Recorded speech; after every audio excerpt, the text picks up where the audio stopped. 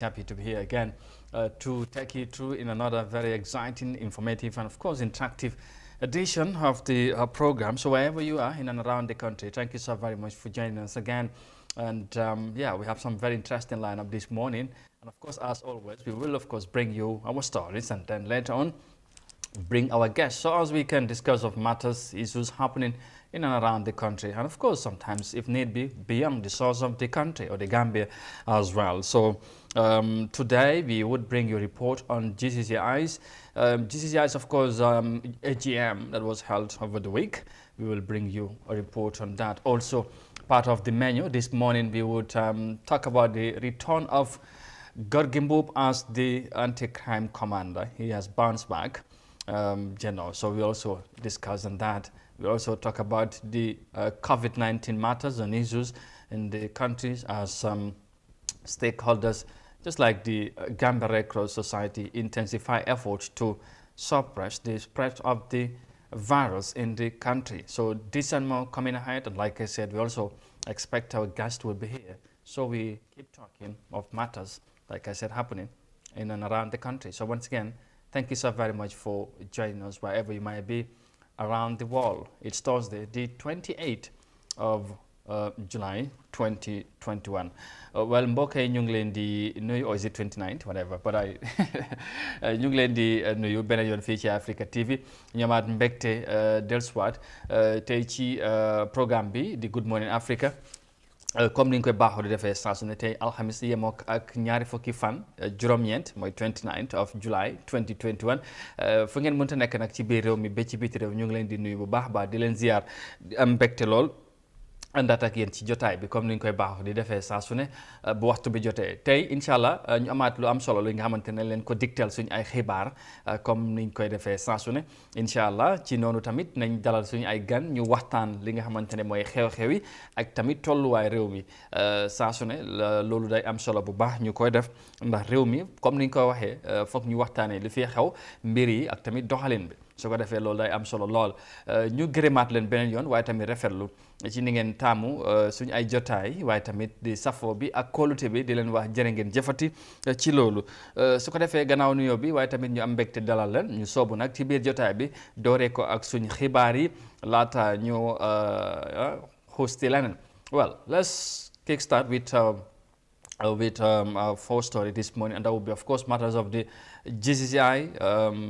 Because the Gambia Chamber of Commerce and Industry early on Tuesday held the 2021 annual general meeting of the country's state sector at the Sir Dawda Kairaba Jawara International Center.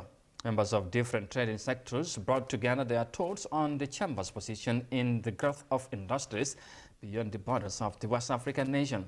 And here is more details of that in this report by Amin Dao. The Gambia Chamber of Commerce and Industry, being a membership organization, is responsible for the stimulation of business development and promotion of trade in the country. One of its major engagements is the organization of the annual International Trade Fair as one of the leading business exhibition events in the sub-region for the promotion of businesses and interstate commercial transactions. The annual general meeting was meant to review achievements and challenges for the year under review and discuss with members the way forward on the country's trade matters. Hadin Jai, a member of the chamber, raised concern over what she recognized as a gap between the elderly and the young in GCCI-sponsored activities. It's like you people, the ones you have started with are the only ones you know, that is the elder members. We, the youth, are the grassroots, are not normally included in some of your travels and meetings. The older ones should try and drag the youth to climb up because they are aging. If they do not show us the way, we will not know. I have observed that only certain people will be attending events and meetings outside the country. Sometimes I sit and ask myself, why am I part of this? You are paying our dues, but even at some of these events, we will just hear them, or we will just see them travel, which is not fair. This should be an open thing where all will be inclusive. As the chamber is set up for all, people in other parts of the country feel exempted from a number of opportunities.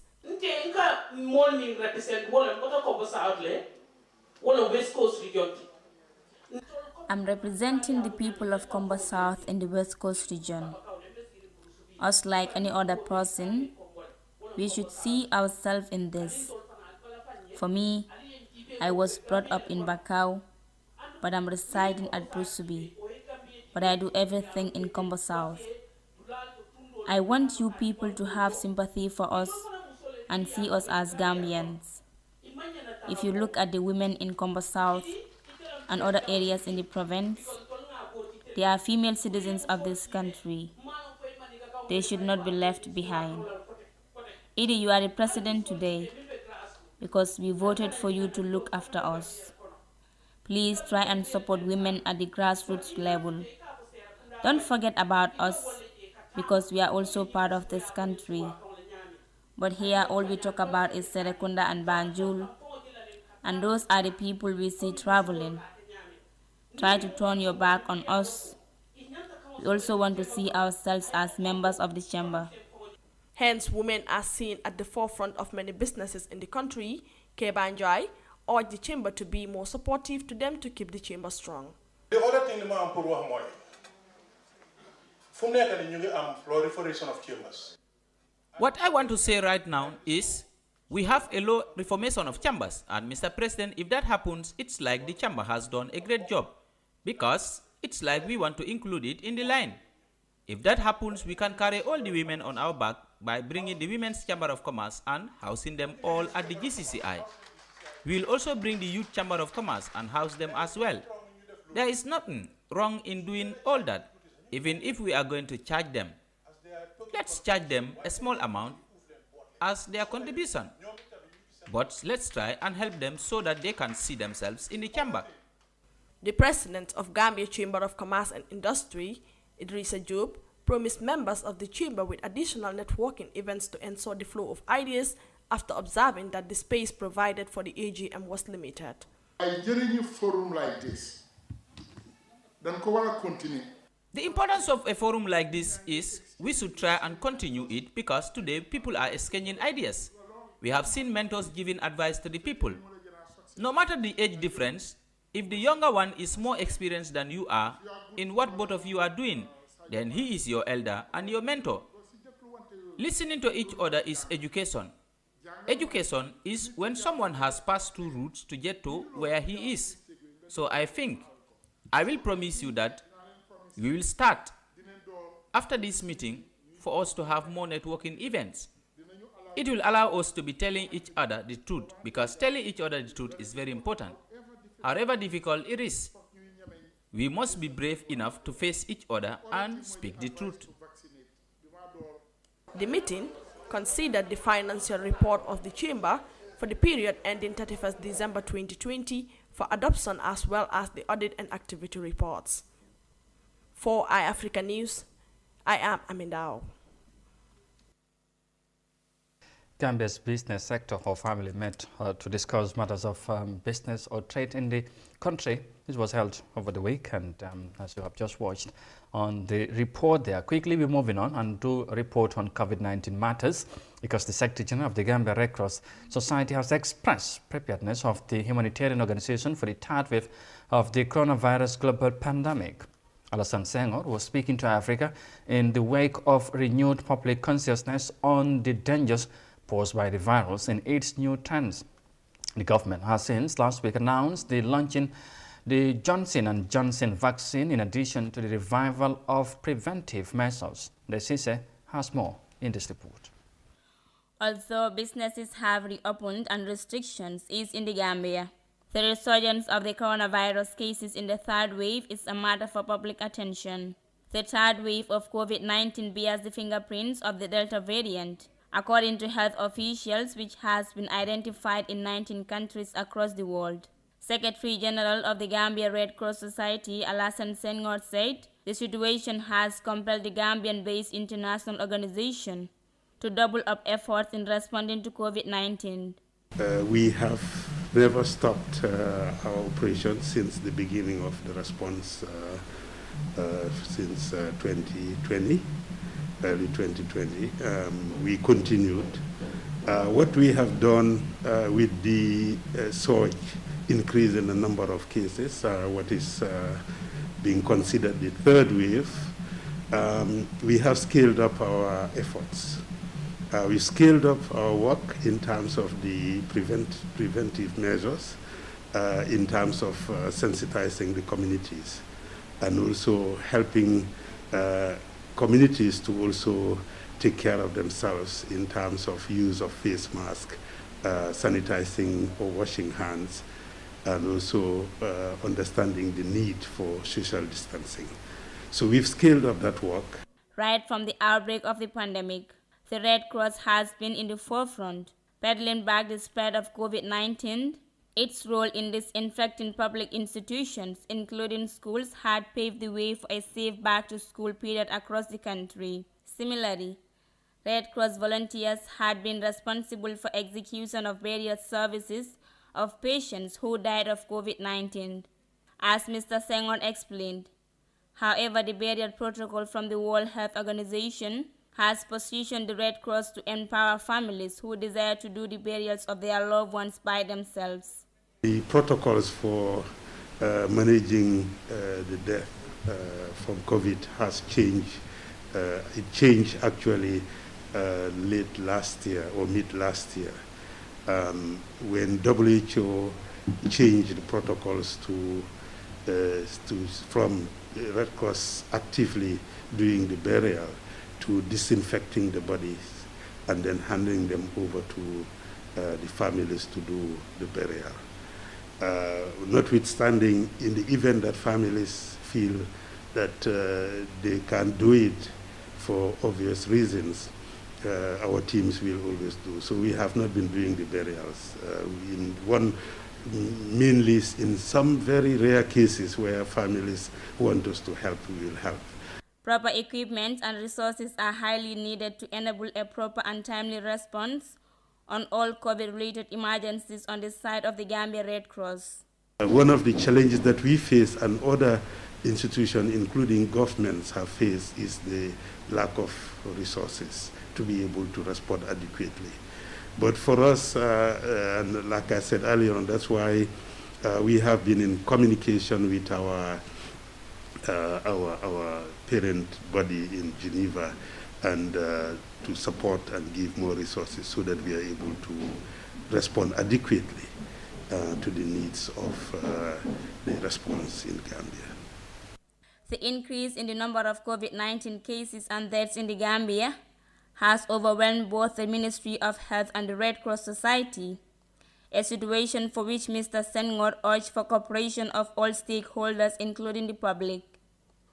The Gambia has recorded an overall total of 7,333 COVID-19 cases, out of which 6,205 have recovered and 208 have died since the confirmation of the first case in March 2020. Across Africa, COVID-19 cases are surging by 20% on a weekly basis. The situation is quickly approaching numbers documented during the peak of the first wave in July 2020. The number of coronavirus cases and the resulting death toll, according to officials, will continue to rise in countries that are unable to suppress the virus and conduct comprehensive vaccination campaigns. Reporting for iAfrica News, I am Daisy Se. All right.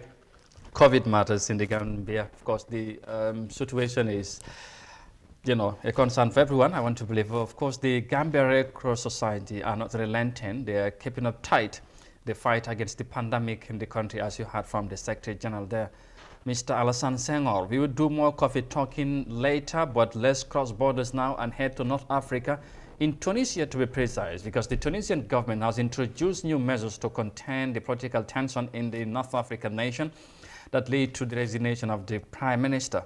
Now, clashes erupted in front of the parliament between supporters of the president and members of the major opposition party. The president has since held a meeting with some stakeholders over the unfolding situation.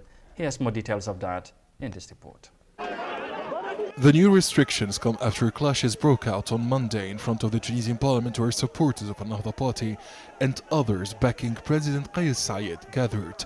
These events follow Tunisian President Kais Said's new presidential decree, under which he dismissed acting Interior Minister and Prime Minister Hisham Meshishi and National Defense Minister, as well as Civil Service Minister and Acting Justice Minister. The country's dismissed Prime Minister has agreed to hand over power to the new Premier, who will also be appointed by the President. President Kais Saied held a meeting with the presidents of the General Labour Union, the Confederation of Industry, Trade and Handicrafts, and the National Bar Association, as well as the National Union of Tunisian Women and the Union of Agricultural Fisheries. These 5 national organizations represent millions of professionals in different sectors. On this occasion, I'm speaking to you and to the Tunisian people. Everyone must stay calm, do not respond to provocation, and ignore all the declarations and rumors spread by some individuals. I don't want a drop of blood to be shed. There is law, and law will be applied to everyone. The Tunisian president accused several members of parliament as well as some business and political lobbies of misusing power to serve their own interests. There are thieves who are hiding behind legal texts which are drafted for themselves. Yet I opted for patience and respected official positions and made warnings until I ran out of patience. These people have treated the revolution and the unprecedented revolutionary movement in Tunisia as plunder.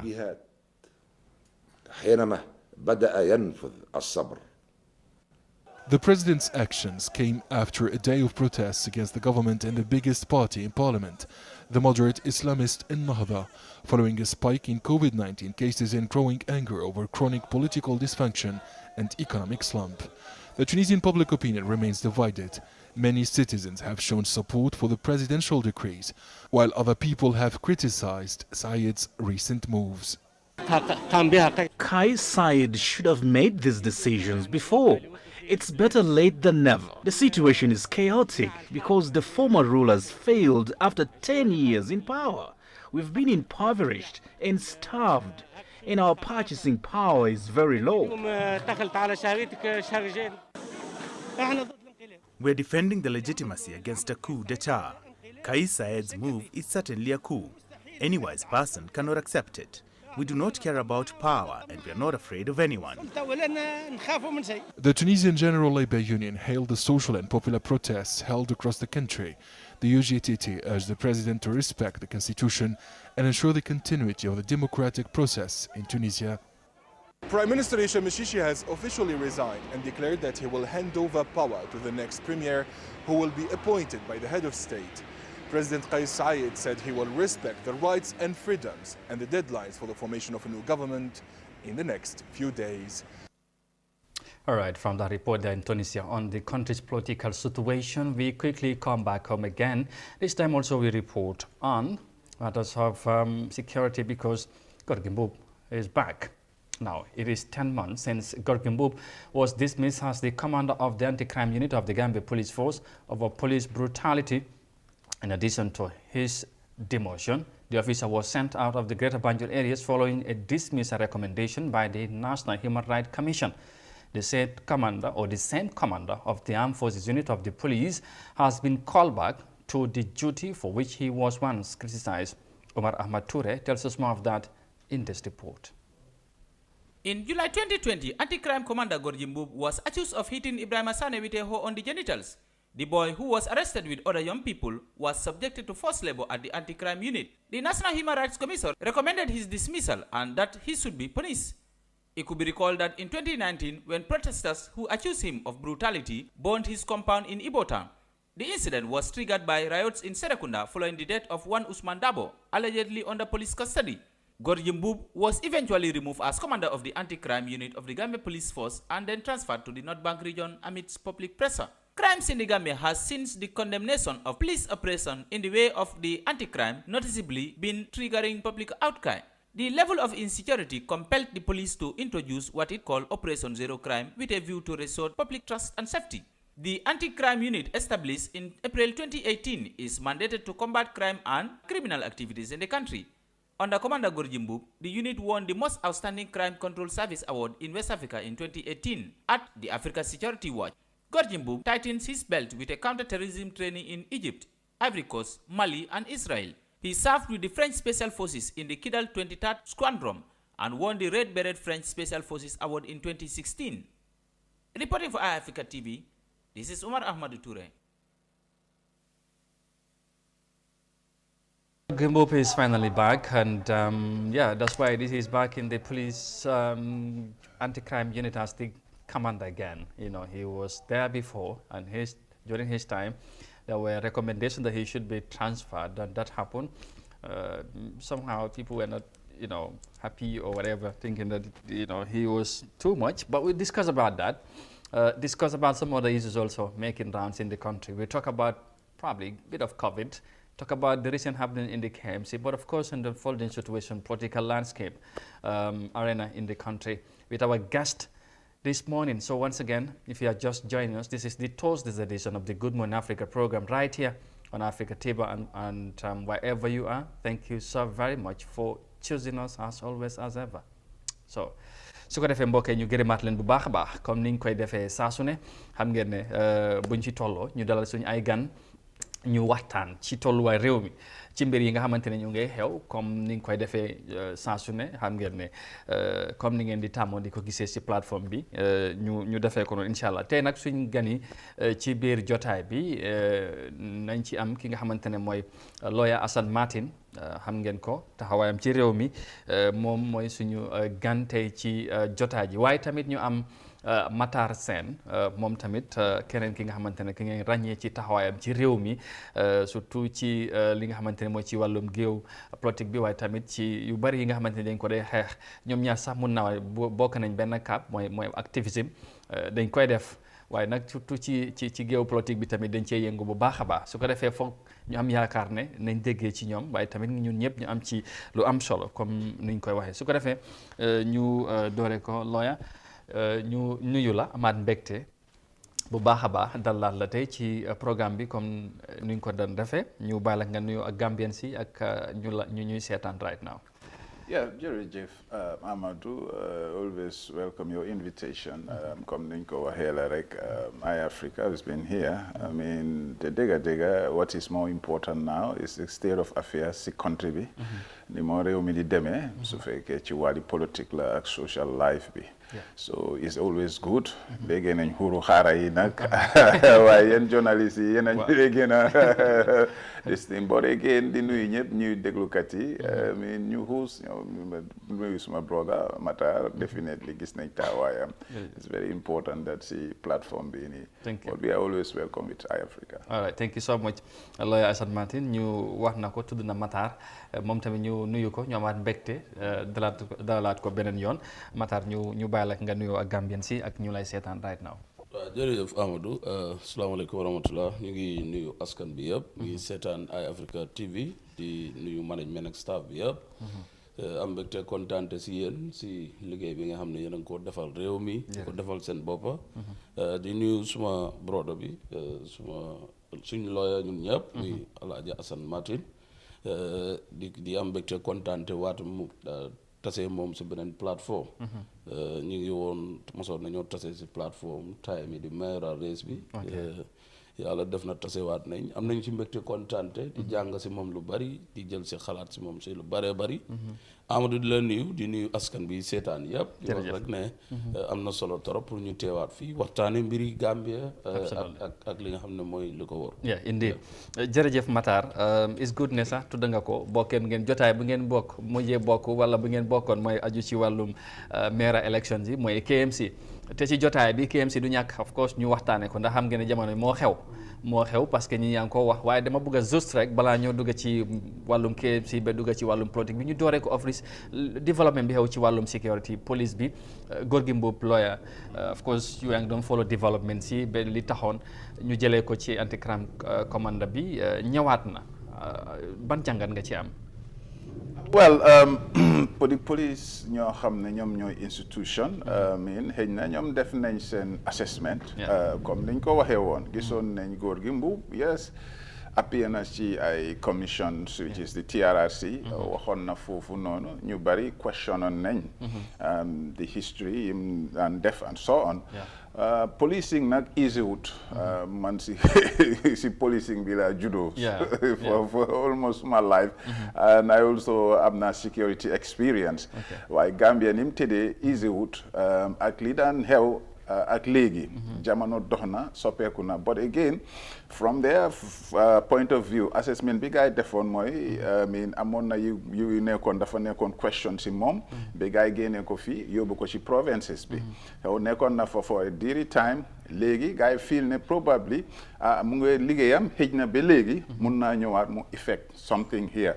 One thing just I want to say, as I say security background, I have it for 5 years. I was a secret agent, Taimi Jawar. Policing now, it needs to be done smartly. We are in the 21st century. It's challenging. I mean, Olaf. Aduna legi nim today, criminality, be crime, be and so on. Policing not only using force, but it has to be smart policing. This now you bury checkpoints fee. Sometimes you're delaying and it becomes a harassment to the society. It has to be think well. Li gis na ko fofu nono parce I mean definitely well I think maybe it may be a good second chance for him that. You talk about second chance, that means the first chance dafa melni amna lu xewon parce que during his time he was accused of brutalizing ndaw yi toli barom be human right be recommend nañ ko fi jëlé. Of course that eventually happened. But what do you think has changed in between, because ci digante bi buñ fi joggé gis ni crime rate bi dafa xala yokku amna society bi am na ñu doon demand for his return and eventually dafa mel ni nguur gi tamit wala police bi déglu na and finally he is back. What do you think have changed or have led to such a decision ci li nga observe from the security situation? Well, that means that the security is still challenging because I mean the way things are, he was an element that was dealing with confronting crime in a way under his leadership at the crime unit, anti-crime, for fuller one, because definitely anti-crime, dealing with the criminality for the young people, I'm on not Hawaii for no. So hejna be legi ñom gis nañ ne bim génné fofu vacuum bi understand nga li ma wax ni it's been there, so legi ñu feel ne they have to come back and fill the vacuum, but jangate bi moy still we have a crime problems with our crime rate which is going up. We have a crime problem with dealing with confronting the crime. Man lima de wax moy even mun na ñëw but even su ñëwé mom itam dafa wara def yokkute. Smart policing means dealing with the community, dealing with crimes internally, not always in this I checkpoints fee, harassment fee, you the way forward. Yes, we want our men and women in uniform, the police especially, to be out there to make sure you confront crime, but let them do it in a very smart way. Talking about harassment, that means then you expect Gorgui to change the game. Su boy ñëwé suñ téé nit nga téé ko jarale ko ci yoon procedure bi mooy nekkul ne danga ko téé dóor ko wala teg ko fii waaye make sure you explain to them what the crime is, what they are allegedly or they are suspected crime boo xam ne moom lañ leen teg. Su fekkee ne dañu war a am bail su fekkee ne tamit dañu war a contact seen outsiders yi ñu allow leen loolu. It's not about using force. It's also about servicing. Police ñaar la.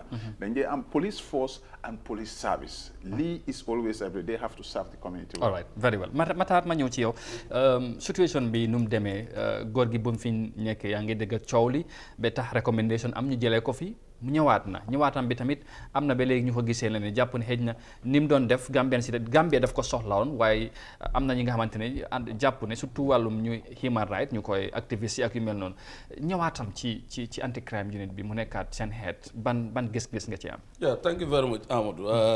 am na solo trop pour ñu waxtaan si parce que nag mun naa remember ne mos nañu waxtaanee mbiri góor gi mbu fii man ak Nawr fii si plateforme Eye Africa am na lu ma si waxoon te that was a belief that I have ne loolu noonu laa ko gisee.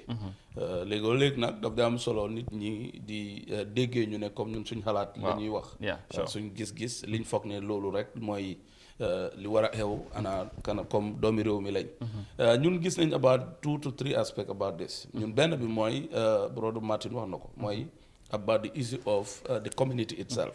foog naa ne we have to play a very important role when it comes to the security of this country. ñu bañ a jàppee police yi rek ne they are a body boo xam ne bokkuñ si ñun. boo xoolee police yi góor gi mboobu ak ku munta doon am na ay doom am ay jarbaat am ay sët te si kër yi lañ jógee. nit lañ comme ñun te Gambia lañ te ñun ak ñoom ñoo am bëgg-bëgg si réew mi.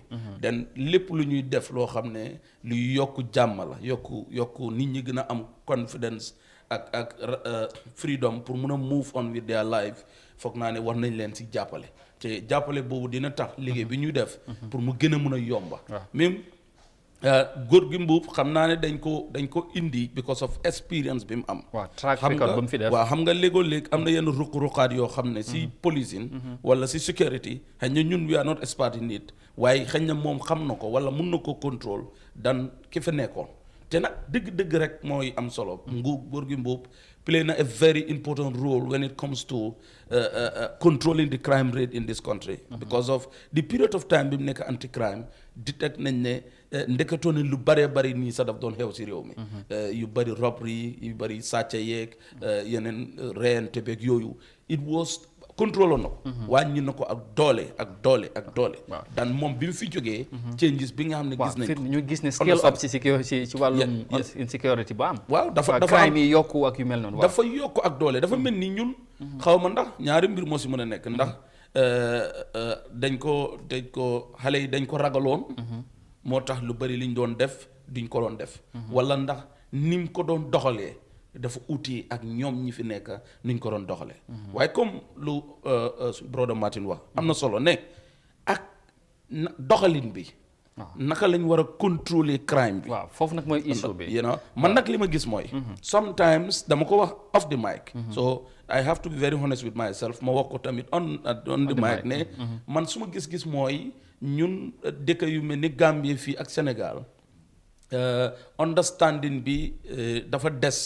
si mbiri human right ñun dañ lack that understanding lan mooy human right su fekkee ne yaa ngi xee nit ki right am nit ki nga xam ne moom nga wax ne moom moo violate somebody's else right how are you going to treat that person ki nga xam ne already fekk na man liggéey ba sonna defar suma kër ba mu baax mu ñëw dajji suma bunta yi jël suma alal ji dem jaayee ko li waroon a jar 100,000 mu jaayee ko 10,000 ndax kooku tamit violate man suma right man xaas ki nga xam ne victime la dem liggéey ba sonna ñëw war a enjoy suma ay njaboot mënuma enjoy suma ay njaboot ki nga xam ne mu ngi si mbedd bi ñu war koo jël bagage am yóbbu ko xanaa kooku violate ñu right am léegi su fekkee ne nag that security itself bëgg naa control bëgg naa deal with that person ki nga xam ne moom moo victimize another person ndax kooku tamit du right tamit ñu violate moom tamit right am foofu nag mooy mbir waaye foofu nag luwaa foofu lay ñoo xam nga luwaa dafa sew xëy na nit ki bu violate right bi def du la may tamit nga jël kooku boo ko def naka su comme ni ñu doon joxe góor gi mbuub ne daf doon harass booy ak yu mel waaye lawyer dafa ñëw moom point bi mu wax foofu am na solo man fi ma daaneele si foofu man mooy waxuma ñu dóor leen waaye nag foog ñu jël action to them action bu ñu mënta jël si ñoom foofu in any way biñ ko ñu mun a gisee ñun mooy foog nga violate kooku right am because soog da nga ko foog nga teg ko benn place foog nga fekkee ne dafa am psychological problem foog nga solve ko su fekkee ne is somebody ko xam ne dafa continuer def crime foog nga stop ko from doing the crime again so moo tax man ma ne góor gi mboobu nit ñi tamit yaakaar biñ am si moom ba jëlaat ko indiwaat ko ñoom sécurité bi ñoo ko gën a am waaye public demand la moom tamit foofu la use that opportunity foofu la nag def loo xam ne it tamit du ànd ak loi wala tamit dafa violate balaa maa ñëw ci lawyer rek ci finally mooy foofu dafa su ma la déggee mooy da nga jàpp ne coow laa fi bari woon rek waaye Martin góor gi boobu lu mu doon def waroon nañ bàyyi mu def ko wala loolu moo waroon a am parce que tamit ba recommandation bu jógee ci Gambia Human Rights Commission bi xëj na loolu yëpp sa gis-gis ma waratoon am ndax góor gi dañ ko waroon a bàyyi mu continuer lu mu doon def man loolu laa gëm man dama gëm ne di yóbbu ko indiwaat ko is the same ba fekkee ne dañ xamoon ne daf doon ñëwaat warutoon a dem parce que diggante bi mu dem dafa cause lu bari problème bu bari moo xew léegi nag nit ku dul juum nag si liggéeyam du am mun nga ko police in a way moom contrôle ko waxtaan ak moom loolu mun naa nekk waaye man dama gëm ne expérience am na ko te xale yi dañ de sóoraale góor gi te góor gi ñun ak moom ñoo nekkoon Ibo Town dafa gis nga mbir yi ñun bu daan romb suñ koñ sax xale yi daan toog ci mbedd yi di tuxantu taay da ngaa gis ñu daw te kenn du leen wax na góor gi mooy ñëw léegi-léegi sax du am soxla si ñoom mu ngi romba motom bi rek kon psychological yi mu ngi moom xale yi ñu ngi koo sóoraale te loolu rek sécurité boppam. Okay, lawyer, you help us this because Matar mom, the issue of human right here is coming into play in this game because lo moo nekkoon issue bi góor gi in as much as am na ñu wax ne he was doing a very good job to control the crime rate waaye am na ñi nga xam ne dañoo wax ne he was also violating other people's right so the issue of human right ak right foofu naka la. That's the best balance that you can do as a security outfit. It's always human rights, it's always policing. The balance. In fact mu ngi wax leena su fekkee ne kii def na keneen kii def tamit understand nga soo bëggee deal ak moom kii ñëw daanu sa kër soo bëggee deal ak moom xëy na di nga violate right am just to draw the line dafa important trop moo tax it has to be public bi dañ leen war a sensitize effective policing may go up to the point mooy li ñoo wax nii tey su fekkee ne yaa ngi deal with criminals somewhere in London wala somewhere in Talinding or so, you bring enough police personnel to deal with them. Not only ne di nga am confrontation but pare boy yi tamit mooy li ñu leen war a educate because mu ngi wax lu important foofu mooy ne sometimes you will confront them to make sure understand nga not directly violating their rights. Tey for instance soo waxee nit ne da nga ko arrest muy nekk di bipeeku or resisting arrest they used to call it understand nga foog nga def enough understand nga because loolu mooy tamit ñu jàngate bi moo manqué so du ne affaire bi is about confronting people wala violating their rights koo jàppa tamit nga tëj ko ci gàttal I mean to violate loo rights am because tey su ma la arrêté the law gives me that period to keep you in police. So mala arrested, the law gives me as a police officer, punmanyo arrest la, degala, understand nga? I mean, we respect what they're trying to do because it's a 21st century challenge, especially in Gambia. Gambia is so disorganized. We don't communicate to our youngs. I mean, youths, the attitude is so poor, understand nga? So lolu degala, there will always be a point of confrontation. Why mo lima wahni a smart policing, nyeti boy also, you have 6 police officers that come, they can grab them and deal. Would you agree there was there the need to move even Gorgit? That is their own assessment. Let me tell you one thing. I have born in a police force. I see police force order. Week in, month out, transfers here and there. Maybe chow more jogon for whatever reason. But I will say going back to track records is all matters. Understand? It can be strategic. It can be strategic in the sense also understand. I mean di bahna ni ngene ñu def fa keneen ñu gis ne léegi changes amut probably goal become effective. In that the going and coming, what it mean to the police la firndel ci police bi seen taxawaay parce que tamit dañu wax ne coow li moo tax xëy na lu ñu doon def sax gomun ko non ba léegi président moo tax ñu they make up that decision waaw moom laay wax ni is the police hierarchy moo tax ma ne la smart policing means a police hierarchy that has to deal with the leadership who always sit down and discuss because they know there are various departments, the CID, the drug squad, whatever department, until to the anti-crime. So if they make their analysis and probably seen it, at that point, li more happen strategically, understand, they can say, let's see, the decision was done based on the pressure from the human rights activists and some of the politics. Government. The entire government sometimes is being run by social media, Huruhara, Chowi, because it's incompetence. Problem. Oh, really? This government, for the past 3 years, they've been looking at what is going on in Facebook. I'm going to give you an example. You have to be very balanced. The word balance is very important. By opinion, Amadou, by opinion, matter, but I have to make a judgment. That's where leadership counts. it may not be wrong to move him, but sometimes, come like I say, it may be wrong to move him. But looking at what was the current situation, he was effective. But you might also believe so Amadou ñëwee mooy gën a effective, tamper down things. So in essence, right, as I say, they make their judgment. I mean, he may be coming back as a second chance. Let's see what he's going to do. If he may come also, we want effective policing. Effective policing, let the police be on the beat within the communities, track down crime inside, and then you can tamper down. Interesting. Matter just that I'm sorry, the issue of leadership and pressure and the way the government sometimes deal with issues for incompetence time leadership for the past 3 years.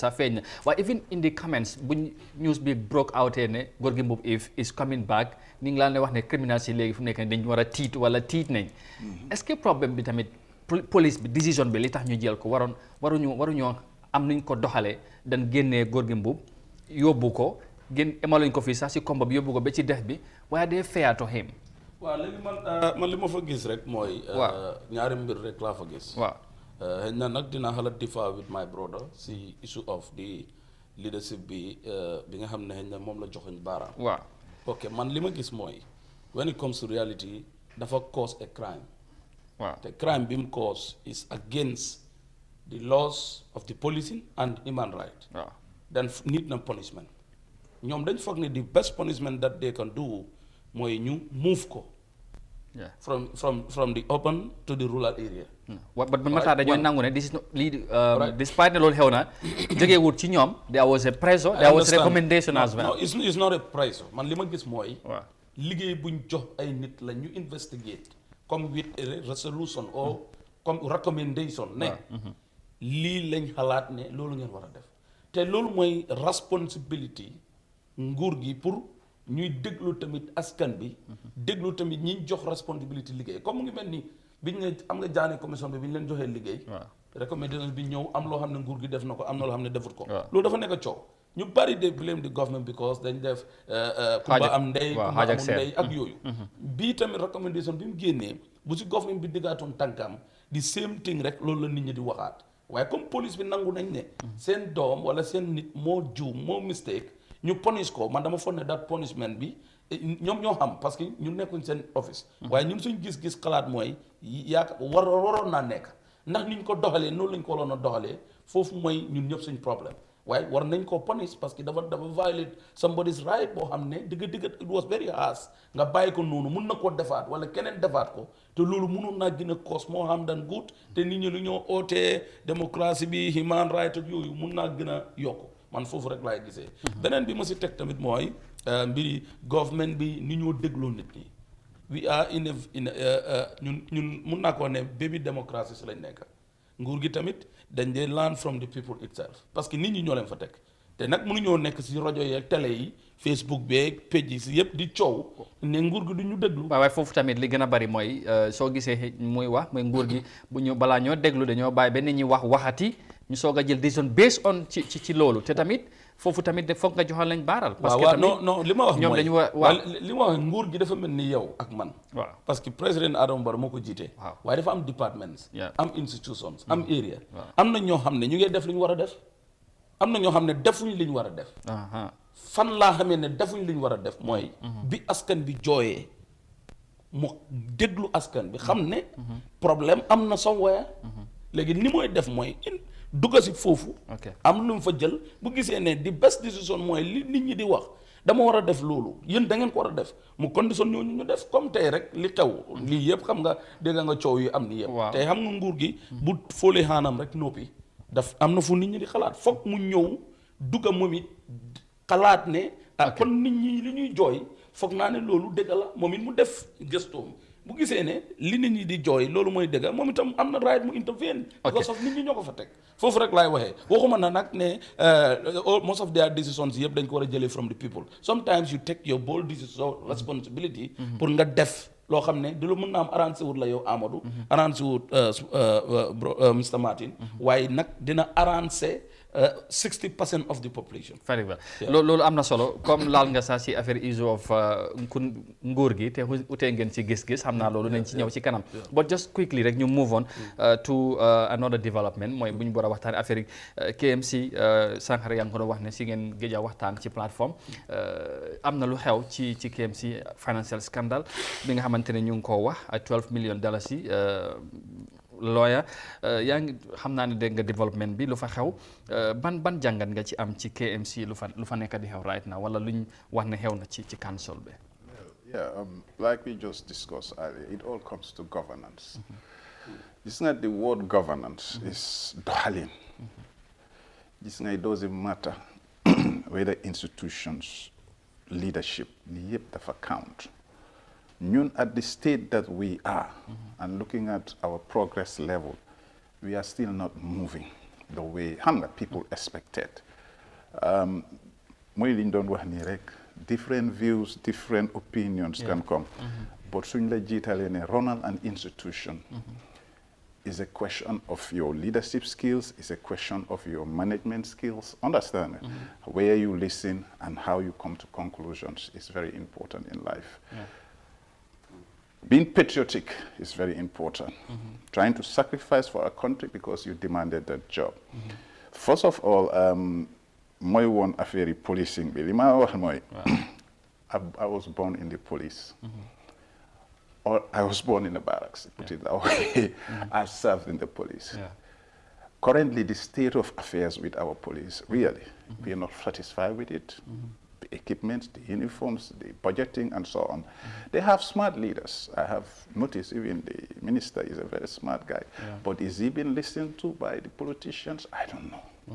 But the current state of our police officers, not paid, everything is not good. That's a concern. Maybe Golden Boop coming, as I just say, man, waxuma rule or denting, pour matar rek. Lo xamne dafa indi askan njëriñ bi rek, we good.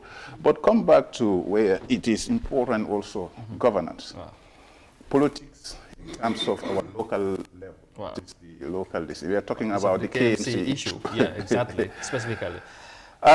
We have said it. Man, I always stick to my guns. In the way, what I mean is that I said it, the first phase of our change coming to 2016, 17, going onwards, Belegi is unsatisfactory. President Barrow doesn't deserve to have a second term. Mayors, Mayor Bensouda, Rohilo, and Sonko, I'm coming to Bensouda particularly. They don't deserve because they are not doing any progressive things. Really? The inefficiency of a display, transparency is poor. I mean, in the way that's, look at our state of the locality. Mbalit be everything. But in this case, for KMC, Ben should have some sort of a leadership quality.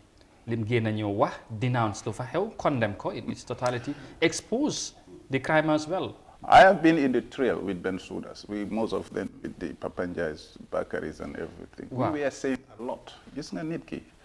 Leadership counts also what you were saying to the people, what you pledged to the people. Amadou, mandama buga office be, sumaduge dinadin every 3 months, updates here and there. And also how, this is a problem, we must hold our politicians accountable. How we come to office matters. Buldi wa lo xamne mënuloo ko. He was giving, man dina gis media bi dina gis li, but sometimes you hear them nothing. You go up to 6 months, even the president. You mind him don't what? Speak to the people, let people know where you're driving us. But come back to read. Inefficiency, in a way, I mean, the whole issue, you rek def ben a press conference because you're faced with a scandal. That doesn't show leadership. Leadership means finger dore, man warna yo soma denke ki denkama may run an institution. Periodic review, periodic telling us what is going on. What are these flower projects? What are the imbalance projects? You be accountable. You know learn bugon. Open up the lines. It's not easy because we are faced with a lot of challenges. But come back to where you were trying to say. I mean, it's inefficiency. Yeah, because here the issue, he isn't involved. CEO be more combine ak the finance director li am be li feeñ but as the leader he step up ñëw face Gambians yi ak KMC people wax leen lu xew and you know did an investigation internally and you involved they accepted and apologized but yes still the police are involved so as a leader you should have appreciated that as well. Yeah, let me make this disclaimer. Maybe most people I can say in your program they hear this lady, the CEO, we share almost the same surname. I mean, we are a distant cousin, understand, let people know that. Two, I don't know, there are few Martin families around. Sure. I know from a long time. For me, you understand. Man, I'm calling for a probe investigation into what is happening in KMC. There are a lot of stories unraveling. Mayor saying this, he's saying that. Understand, but come back to it.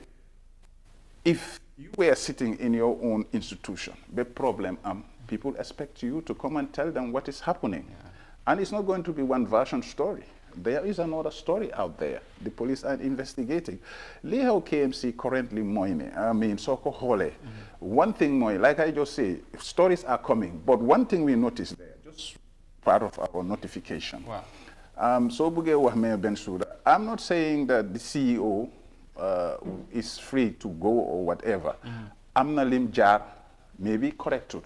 But I'm not tamid linga hamne Mayor Bensouda. One and I see current scandal bini, which is not right. In the sense, I understand, some people see that probably he's trying to shield, understand, a fellow, that is a friend, a deputy. There is another side of the stories, but yet still we have today a presser coming today. I think we can wait for more revelations. But what I'm trying to say here is the governance and the leadership style. Leadership do like new one solely suit also, but you have to deliver to the people. We are accountable. They are accountable to the KMC residents. Put it that way. Matar, ma ñëw ci yow dégg nga li lawyer Assane Martin wax yow tamit of course am na ki nga doon back ku amoon interest ci council bi at the time ngeen foog ne boo leen ñëwee you would have done a better job. Ban jàngat nga am ci lu xew KMC parce que tamit kii mu ngi xala joxoñ mayor bi but then mayor bi tamit lu mu def ñu bari apprécier ne jàpp ne as a leader noonu la mën a def taxawaay boobu bi mbir xewee li nga xamante ne yegul tinul waaye mu dem ba yegg ko def ci investigation feeñal li xew yemul si dem ñëw wax ak waa KMC ñi ko fal mooy leen lii moo xew te man dama ko ñaawlu emul si mu dem yóbbu ko ci kanami police jox ko police yi pour ñu ñëw ñu gën a gestu leeral mbir yi mu demee foog naa ne loolu tamit nit ñi war nañ ko mën a apprécier. Amadou jërëjëf first of all ñun dañoo gërëm Freedom Newspaper Pandering. dinaa gërëm Mayor little bit suma brother li mu wax si loolu lu bari upset nangu naa ko ne noonu la war a demee. There are so many game wala unclarified issues yu happen mbir nag su nekkee under investigation waruñ cee sori waaye nag as a citizen ñun bëgg nañ ci set light on it parce que Olof Njaay li mu wax mooy li ne këtt na jonn la something that is loo xam ne daf ne fàng léegi kenn mënu koo jeex di ko jéem a nëbbatu parce que dem na to the press man dama foog ne there was a pressure to taali pour mu génn def press conference because of from the public because it's already out there somebody an investigative journalism génn na xibaar bi am lu leer téye ko ci loxoom teg ko ci table bi moo tax ñu force leen ñoom ñu dem beneen bi ci tegu mooy lan moo tax ñoom ñuy xumtoo mbir mi seen biir war ko defal seen bopp ñoom xaase kansul bi nga xam ne problème yi di génn dem nga ci CEO bi na waxtaan ak moom pour mu resign waxtaan ak moom pour mu bind letter apologize waxtaan ak deputy mayor bi pour mu resign why dégg nañ ci press conference bi ne am nañ about 10 people yi oo xam ne sax dismission nañ leen because of corruption why that was not in the public. The transparency is not there. The communication is not there. Bu fekkoon da nga setoon example ne ki sàcc wala tappale wala fraud $1 of the council bi nga xam ne taxpayers money la nga dóor ko yar askan bi yëg loolu da nga foog ne ñii dinañ ko defaat da nga foog ne game bi yëpp dina amaat at the end of the day ndax game la ndax yëg na ko ndax yëgul ko man mënuma koo gëm because même rek amul CEO bi mu ne li involve almost ñii ne 130 something staff ñii ne 39 staff were involved ñoo ñëw si nekk office am waxtaan ak moom raise concern ut si ndimbal am na ñu ne am na ñoo xam ne sa sign nañ door nañ di deduct seen salary am nañ seen plot numbers fill nañ form you are the head of the institution mun loo dégg xibaar boobu what kind of institution are you handling kanaa ko nekkuloo si office bi. su ma la déggee dañ ko bëgg a joxoon ci mbir mi. man dama ne negligence is there nañ jox cër askan bi jox cër taxpayers money biñ doon campagne ñun ñëpp a nekkoon si trail bi ñu indi manifesto mu indi manifesto ñu waxtaan ak askan bi li bari lañ teg si table one of the key things yu ñu doon xeex mooy transparency askan bi nga ilif nañ xam li ngeen di doxee CEO bi mu ne moom ndimbal la doon def parce que am na ñu ñëw jooy si moom ndimbal loolu nag si biir bi mooy def ndimbal bi problème am waaye lan moo tax moom mu war a jël responsabilité moom alone. parce que tamit xam nga CEO bi tamit nekkul ci daanaka nekkul ci ron mayor bi xam nga ne CEO bi fu moo jógee. dat am na tamit CEO bi am na mayor bi am na fi nga xamante ne foofu la mun a em ak moom ministre bi moo ko jël indi ko ñu ne ko ne kii ngay liggéeyal bu saa yi leen neexee ñu yóbbu ko ñu indi seen nit ki nga xamante moom moo leen préfère loolu tamit problème boobu tamit mu ngi fa. loolu tamit foog nga understand man I don't think that is a problem man fi ma foog na mooy problème bi mooy. mooy njuuj dañ dugal politique si council bi am kumba am ndey am kumba amul ndey. ci naka kii ñun la àndal kii àndut ak ñun kii bu amee problème nañ ko moraliser pour lijjanti ko solve ko internally kii bu amee problème lijjanti wuñu ko déglu nañ si press conference yi mayor mu ne di deputy mayor resign am bi. is moom daf si ànd. lu genuine la. family issue la. waaye fekk am na lu tegu ci ndoddam gi. lan la resign mu ne because of family issue. waaw mu ne yaayam ak nijaayam ñoo gaañu. dafa resign just as a deputy mayor. waaye is still a councillor. lu tax resign not as a councillor. te councillor moo gën a lifin xam nga buñ nekk di naxante. ñun yëpp gisante nañ de. this is the point. léegi ñun ñu nekk si biti lan lañ war a gëm.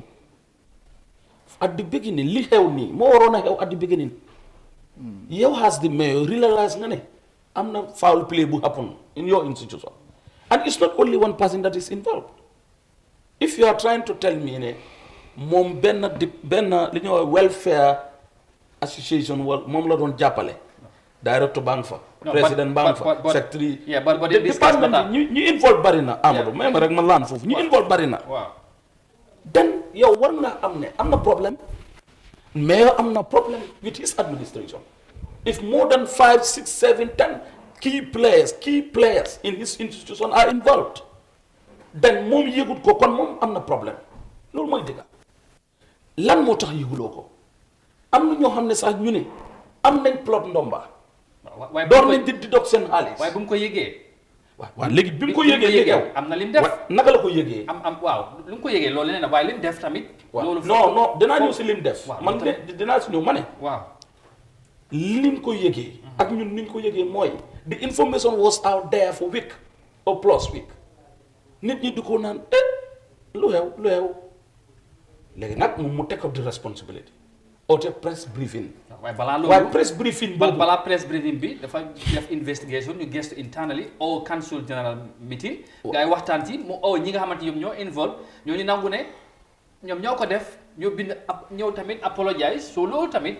waaw loolu leadership quality ak wane tamit moom mu ngay xeex corruption loolu tamit foog ngeen nangul. non waaw loolu laay wax ma ne. waaw ñun nangul nañ ko lim def ne jëfin bu baax la waaye dafa late.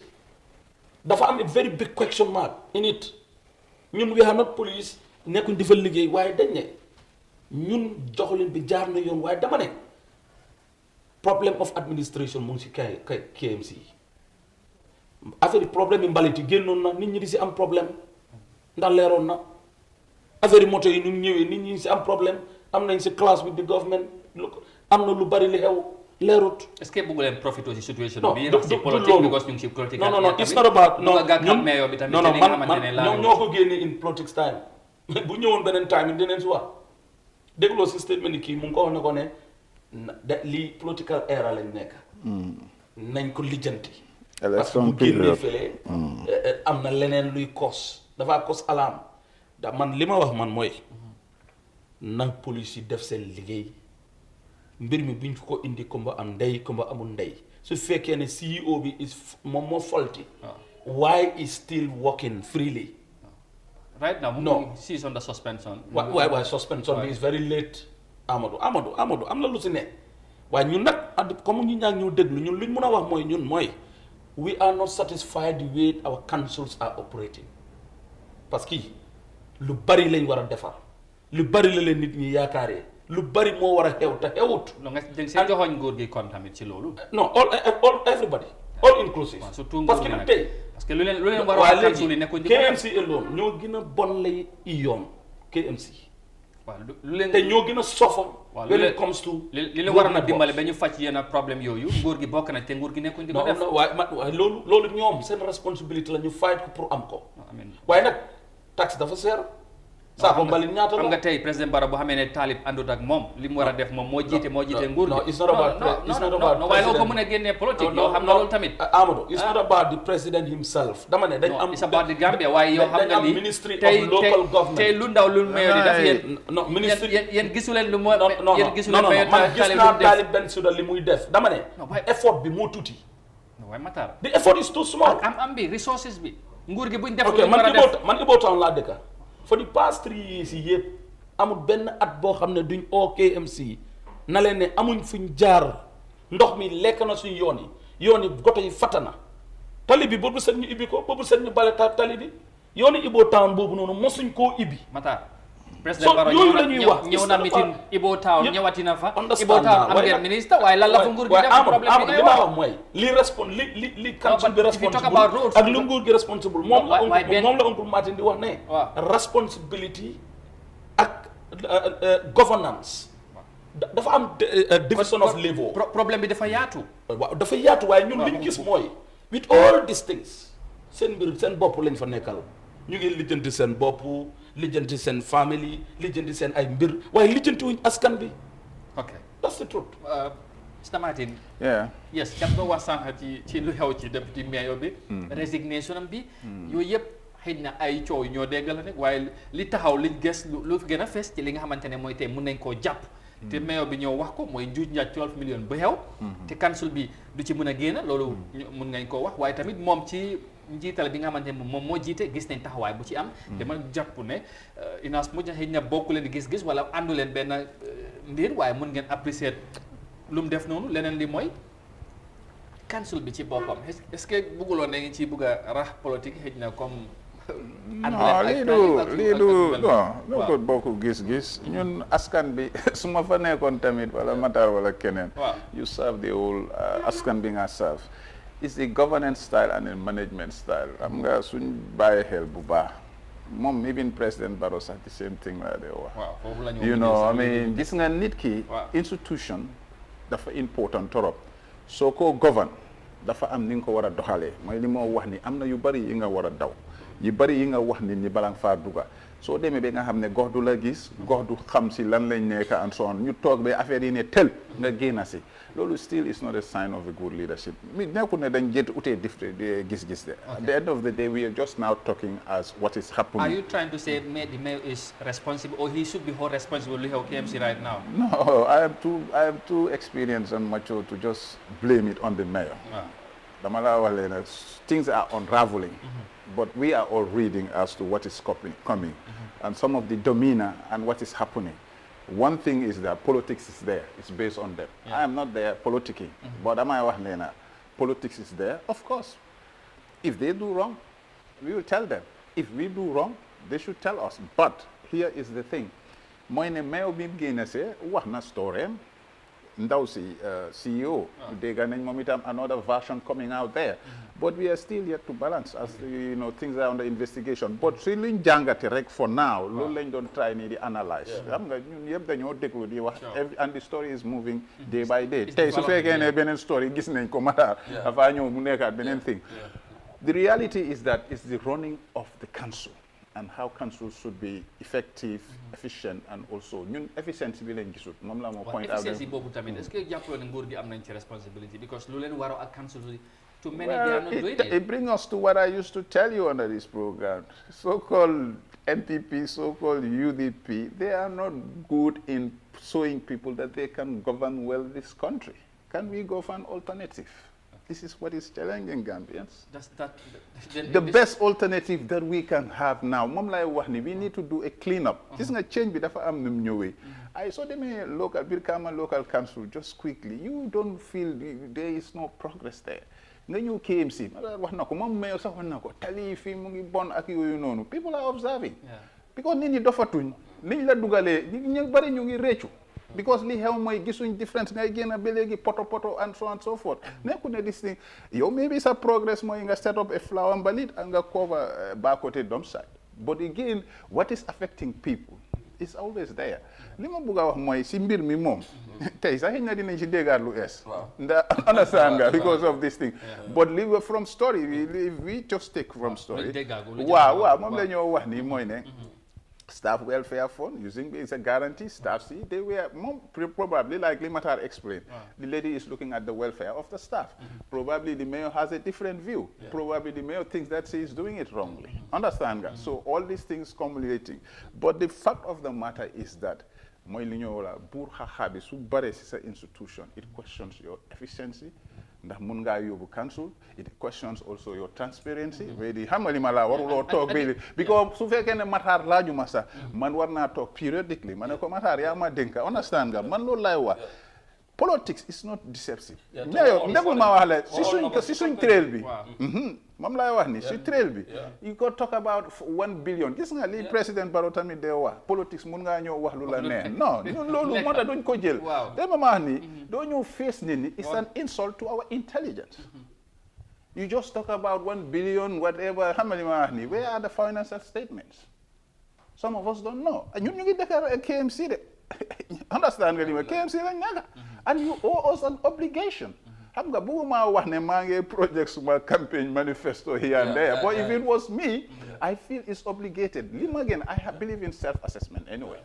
Waaw du ma toog ba xaar nit ñi understand nga problème ñoo waaye the issue of corruption tamit is something nit ñi xamante Gambia ñu bari ñu ngi ko wax di ko tuumal Gambia surtout ci wàllum leadership institutions and the government in particular also in here. Is this a manifestation ne tamit lii dafay wane ne corruption is on the high side in this country? Yeah, I mean, because of one thing, even the recent report, I mean, this government, we come with a lot of hope.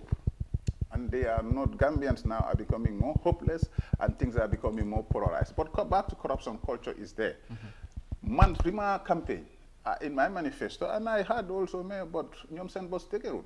As I say, KMC culture before nekon you bari feel on the procurement, understand areas, understand tax areas, there are always loopholes. You have to know how to deal with them. The maturity was not there, the experience was not there. The voters themselves make this judgment, they have to learn from it. But finally, corruption in Gambia, settle. If I can tell your viewers, let's go for a fresh new government. We changed this government, but we didn't have a fresh start. Quote unquote, we don't have a fresh start. Gambia, it's either we continue like this, you dekasi poto poto yi, tali you bon, can do accountable, presidents over modern fale, tuki you know why corruption in fact is a culture where having a fong we have about maybe 10 minutes before we go. Legi ñu dugga ci politique because you are talking about change of government and all that from the onset buñ mala amé fi tamit your seems not of course not satisfied at all nguur bi lu mo def and you are working on a change. The last time you told waxon nga mané you were working on something li nga xamantene mën na indi a good alliance wala a big alliance bi nga xamantene mën na génné nguur bu fi nekk. Can you ndax mën nga ñu update process bobu fan ngeen ci tollu ak tamit ndax gisuloo lu bees li nga xamantene li tax tay President Barrow Gambian si war ko may chance despite some of the concerns things he raised? Yeah. First of all, going back to hindsight, when I take 3 minutes to explain this. Yes. The change was in phases. Regime changed them. Gambians si waru ñoo despair. Moy ne rek gis na li dégg na li rek fofu la em. Mission la. Right now, if you analyze the current situation, it's so polarizing. Dafa amoon ñu yaakaar ñu jox leen ne doxalal leen ñu nguur liñ ci gis nañ ci ñu bëri greedy fii gars yi xam nga ñoom Amad Bayi ñoom May Fa dama la wax all bunch of characters they saw dama la wax ne ñu yëpp ñi ba léegi inefficiency mooy ron suñ departments and so on. President Barrow hasn't put his weight. And two, President Barrow himself is a failed exemplary leadership. Oh, really? Yes. I mean,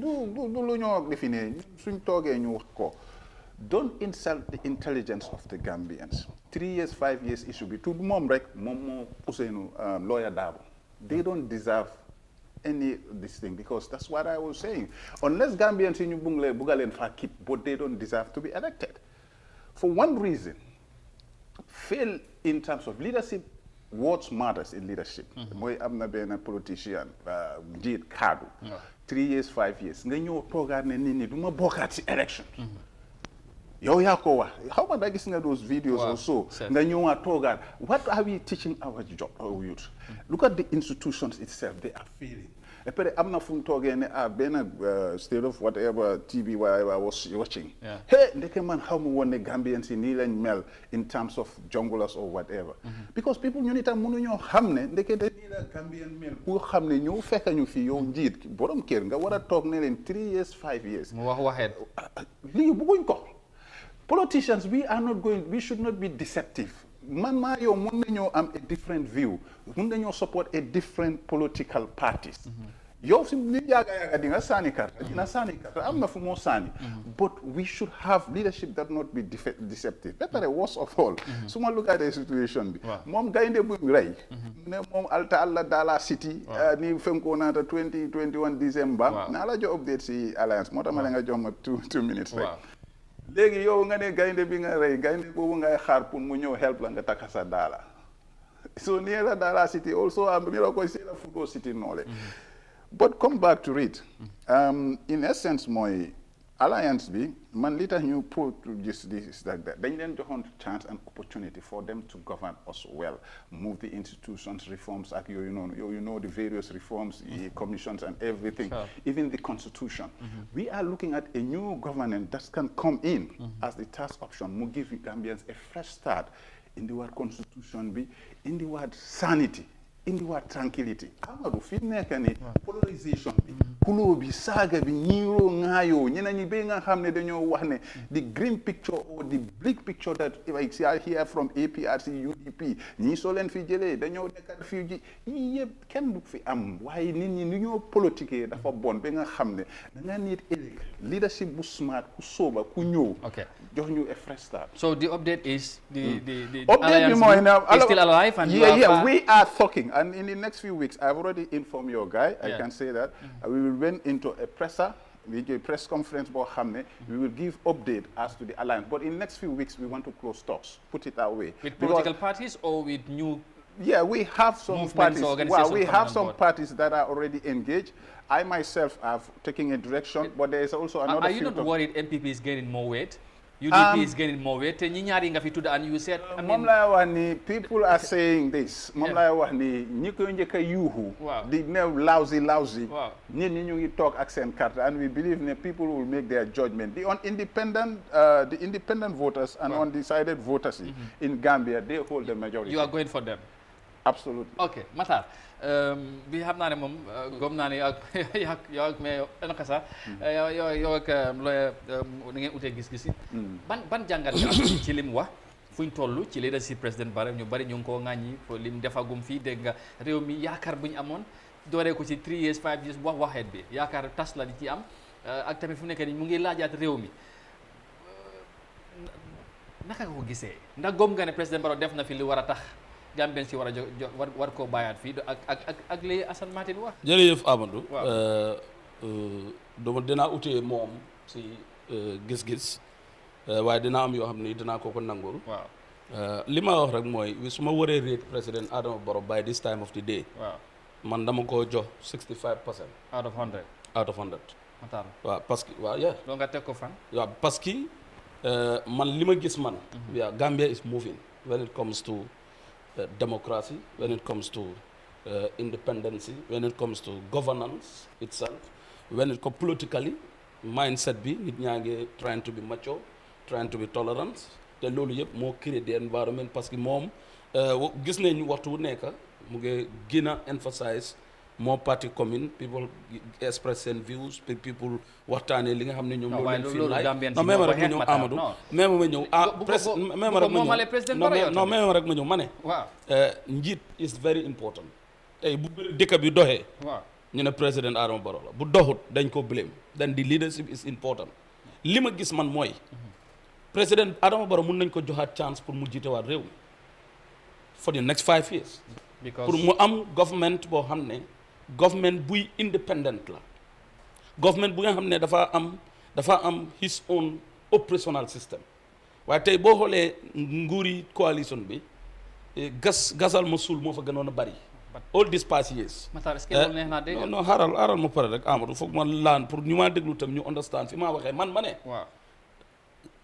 ànd naa si président Adama Barrow mu amaat second chance pour mu gën a mun a dafaru gën a mun a unite Gambia gën a mun a li nga xam ne moom la xalaat teg ko si national development plan am bi mu am bi nga xam ne coalition baa ko liggéeyoon dama ne jaxasoo bi am yépp dafa am ñuñ ekkati seen loxo si ceeb bi ñu ne léegi ñu sotti si ndox jël suuf sotti si mu kerej ñu bari du ma dee bëgg a toog si plateforme di tudd ay tur waaye ñun xam nañ ne bi ma wax ay 3 years ay 5 years 3 years 5 years bi wartu nekk a question to discuss parce que the Gambian constitution is saying 5 years te lawyer Martin himself même Amadou Martin himself is a lawyer xam na ne luwaay réew mi juróomi at la wax at the beginning ñun dañ discourage that idea that discussion right kii nga xam ne tey mooy lawyer Ousseynou Dabo nga xam ne experience lawyer la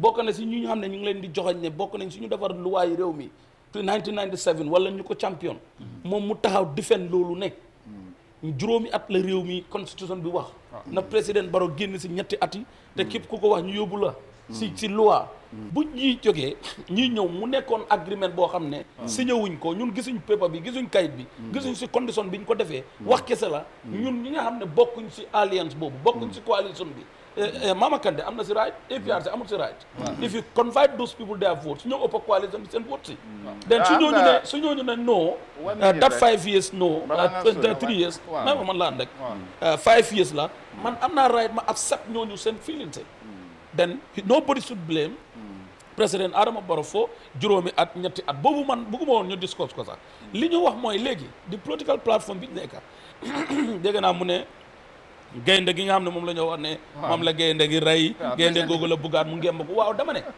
APRC is a party of his own let's divide sometimes they want to separate the institution and the government Yaya Jammeh was the president of this country APRC am na ñoo xam ne seen giiru dund mosu ñoo xalaat sax pour taxaw buntu State House and they are militants of APRC te Gambian lañ te si réew mi lañ juddoo dëkk si réew mi nekk si réew mi am nañ right li ak yelleef yow bi nga am nekk NPP kii am ko nekk Citizen Alliance wala nekk UDP moom tam mu am ko suñ bu gisee ne seen yokkute ak yokkute réew mi mu ngi si président Adama Barrow NPP am nañ raay ñu dem toog ak ñoom ñu discours président Adama Barrow mënut a sànni kenn léegi bi moo jël UDP boobu tey am na ñoo xam ne they are executive members wala they are members of UDP ñu ngi si nguuri président Adama Barrow am na ñu nekkoon APRC di liggéey président Jammeh ñu ngi si nguuri Adama Barrow waaye nag Adama Barrow man ta nekk nguur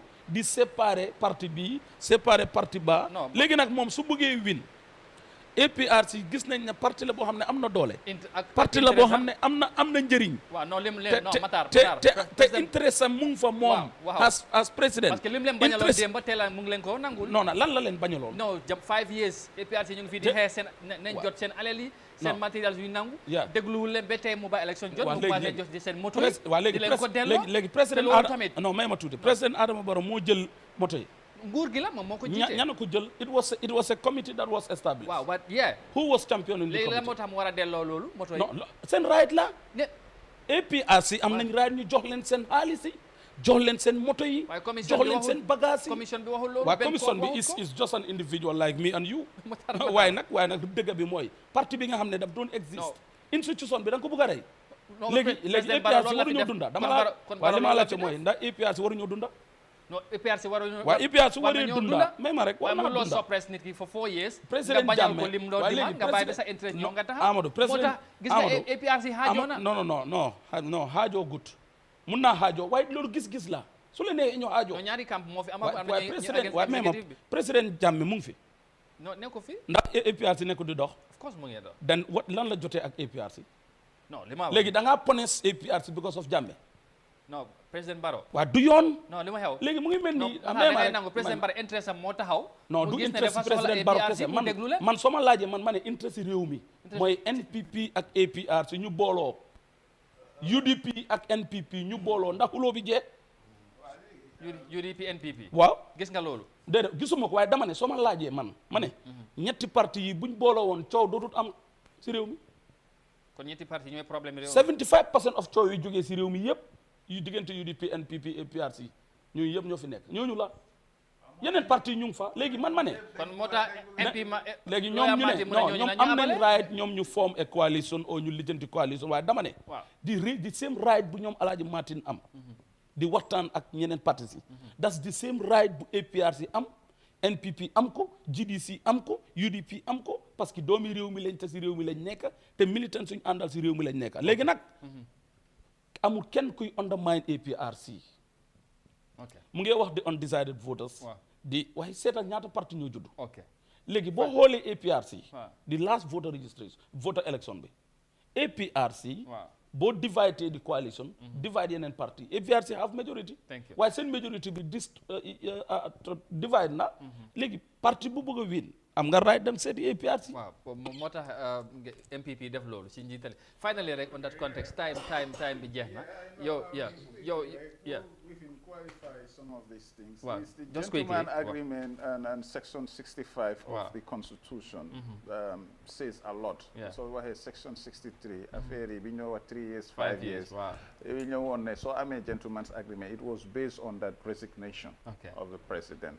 Qualify Halifa Sallah ñun ak ñeneen ñi togon around those tables we all know that consequently every time 5 years for the elections and so on. It's just to keep your word.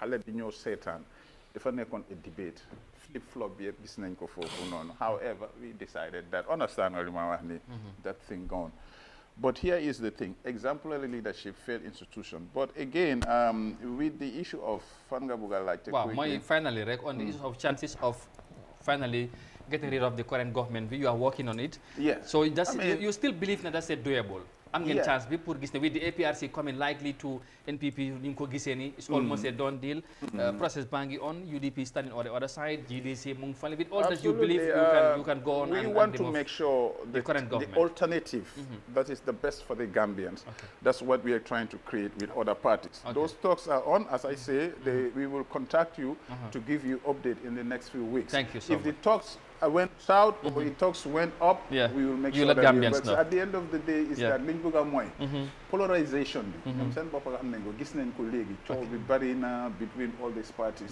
why not we go for a sanity tranquility a fresh new leader a fresh start for the Gambia thank you so very much project it may be either under Halifa, under Kande, or under a third party, who can be. But not NPP, not UTP. I mean, unless the Gambians see from the Lolu Moisen solution, and which is not. All right.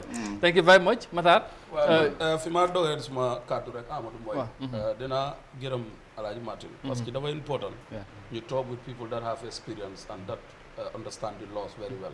We are not lawyers, but ñu feel nañ ne constitution bi dañ ko dee jàng. Most of the time dañoo seet li in sort ñu taxaw wax ko. ñun as young people. politique bi ñoo gis ci réew mi sax doyut na. politique yi saagawante bi. waaw dañoo ñëwaat ci loolu waxtaan ci inshallah next time. ak yooyu doyut na. waaye reality bi mooy. yaakaar bi ma am mooy. président Adama Barrow come back. Up to another 5 years. Another time. mooy jàmmi réew mi. mooy jàmmi ñun ñëpp as politicians. parce que dina mën a gën a unite réew mi. boole réew mi pour ñun ñëpp ñu xam ne. Gambia kenn moomut ko.